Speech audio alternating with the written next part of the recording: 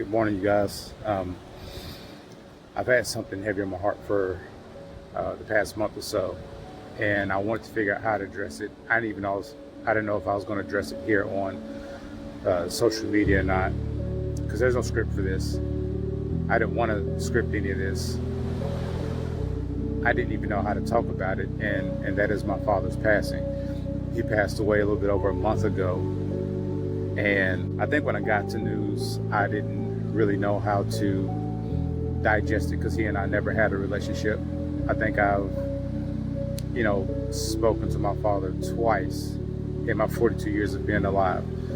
Of course, there were interactions as I was a kid, but, as a young man and young adult, I spoke to him when I was 18. I spoke to him again when I was 35. And the last conversation we had, it wasn't the greatest relationship, but I did leave the door open for us to make amends. And, he never knocked on the door. But I had forgiven him after our last conversation because I had the realization that he didn't have a dad. So how could he truly know how to be a dad,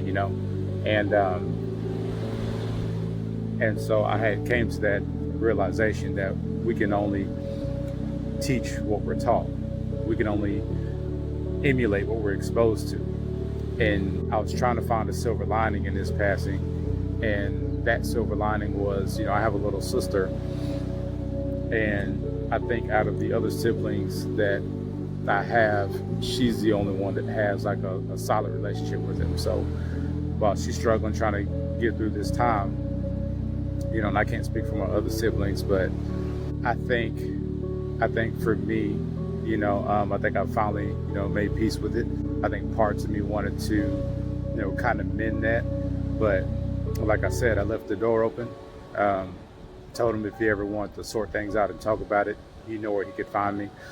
And he chose not to. But I think looking at that silver lining, I think he finally figured it out with my little sister.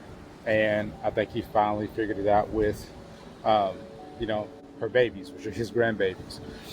And so I am grateful that somewhere along his journey, he did figure out that piece of, fatherhood.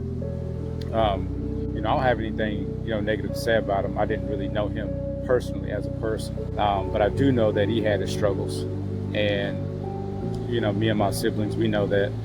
So we know that he wasn't always in his right mind, But again, like I said, I'm grateful that he figured it out with my little sister. However, I think it has kind of given clarity to, why I have the desire that I have, because what he was as a father had no impact on me and my brother as fathers. We are exceptionally great fathers, and I'm grateful for that. But I think, again, in context of the clarity that is given me as a person, as a mentor, as a coach, my desire my entire life was to feel that I had some kind of worth or value or purpose.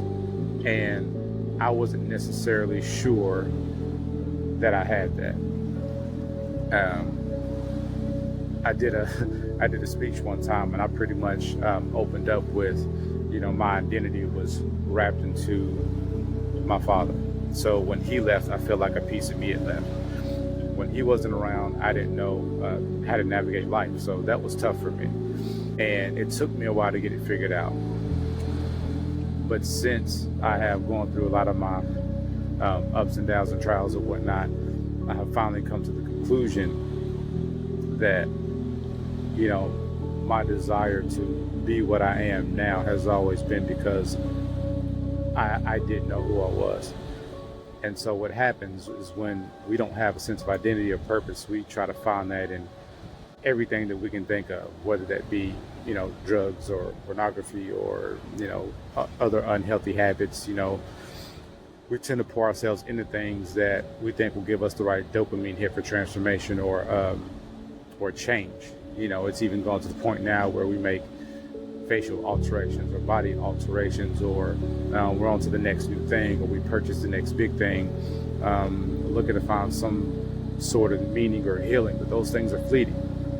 And so while we're on the doorstep of me launching a program, Stuck to Unstoppable, your your deepest, darkest moments and the meaning you ascertain to those are why you more than likely feel stuck. And you have to understand why you feel the way you feel about those things. You have to understand why you give those things meaning. Because if you don't figure that out, you're going to stay stuck for a long time. And the only thing that takes the lid off of who you are and who you can become is really finding out who you are. I tell people this all the time. If the greatest threat to who you can become and the greatest weight to hold you down is not knowing who you are. It's not knowing your identity. And when you don't know that, then what really happens is, man, you start picking up superstitions and believing in things that aren't true or real, and you tend to hang on to what your parents teach you or your elders teach you, the school system, society, and it really leaves you handcuffed and shackled in so many different ways. So I guess what I am speaking to you guys is that it doesn't matter like what has happened to you, and it doesn't necessarily no matter what you have gone through. I think the biggest thing is figuring out who you are so you can move forward. You really have to disassociate all the meanings you ascertain to life that you didn't ask for. I think that's the hardest thing, because again, like I said, most of what you guys believe, you didn't choose, and so that's hard, and it's tough to think about. It's really tough to think about. So I would suggest spending all of your moments getting very acquainted with who you are, your true self, your divine self. And in order to do that, you have to unlearn a lot of what you've been taught, and you have to learn something new, and that newness is you. You need to figure out who you are, because as I said, when my dad left, I didn't understand who I was, and so it kind of just made me closed off as a person, as a human. I've been no stranger to distancing myself from people or things. Isolation used to come easy for me.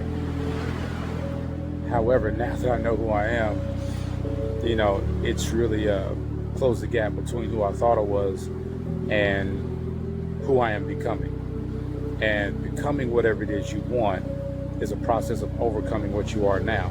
And that's the key, but you can't do that without knowledge yourself. All right? Appreciate you guys for tuning in. I hope you guys have a blessed day. Love y'all.